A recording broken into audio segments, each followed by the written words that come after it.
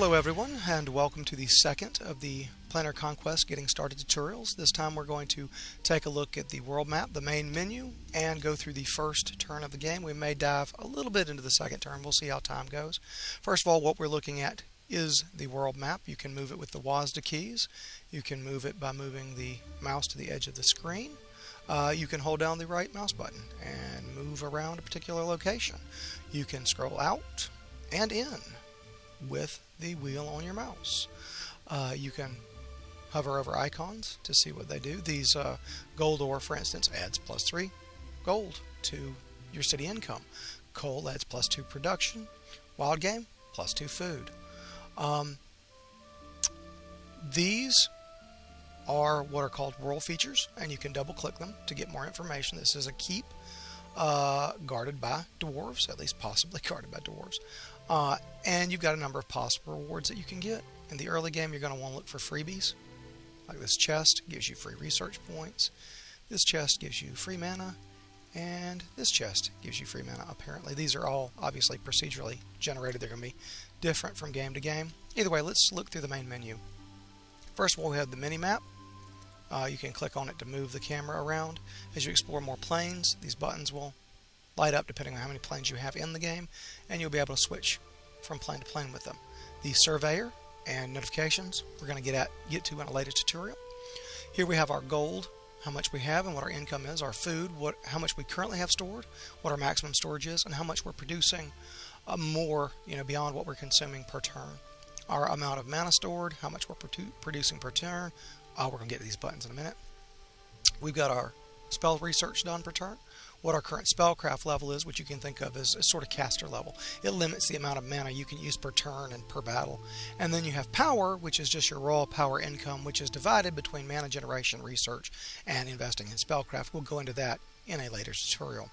The first of these buttons is the mirror, which allows you to look at your sorcerer lord and see what circles you currently have and what disciplines you currently have. As you go through the game, occasionally you will discover additional circles or disciplines, and that's why the mirror is important. It allows you to look at where you are right now. Diplomacy is locked until we encounter other sorcerer lords, so we'll discuss that in a later tutorial. We'll get to the spell book in a minute.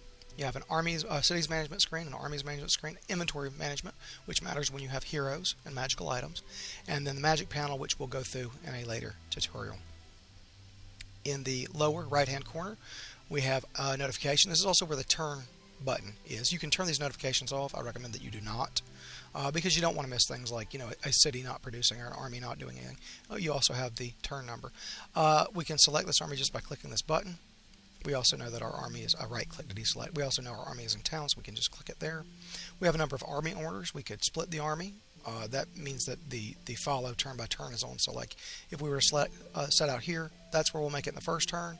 If we end the second turn, we'll automatically continue on toward our destination. This is obviously important when you have a lot of armies. Fortify is just stay put, guard the position you're in, including the city if you're in a city. Obviously skip a turn is skip a turn. Heal allows an army to heal up if any of your units are injured. And auto scout we'll actually go into later. We'll also discuss unit orders in a later tutorial. Right now we're going to take these guys and we're going to go grab this mana just because it's a freebie. Okay.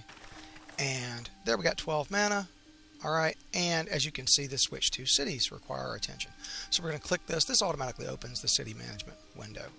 And we can see that Scandinavia is idle, but it's not going to be Scandinavia, is it? It's going to be Aaron's place. Alright, we've got our population.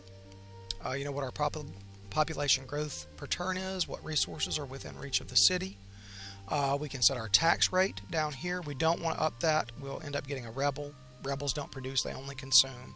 All your citizens consume food, as do most military units. Some additionally consume gold and or mana, and it's any combination thereof, really. If we look at this city's owned buildings, something interesting, we're going to see this. The first city starts with a granary. That's why we have 5 food storage. The more granaries you have in your empire, the more food you can store, and that's really important because we're gonna pick a building to build. Actually, I'll show you. We can't build crossbowmen right now.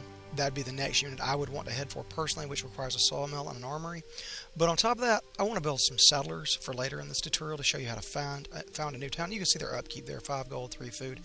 And it would take 7 turns. We want to cut that down a little bit. It'll actually take more turns doing it this way, but it will build the city up as well as giving us settlers. What we're going to do is build a sawmill, which is going to increase production, and will increase food production based on forest tiles, depending on how forested the area is. Either way, we're just going to add that. As you can see, it drops down the queue. You can also put cities on auto build, which handles a lot of this for you. You can certainly do it that way when you're starting out.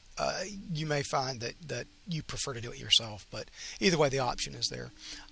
Food storage there, again, it's very important for a number of reasons. You can run into things where you're not producing as much food as you normally would, like a famine or what have you.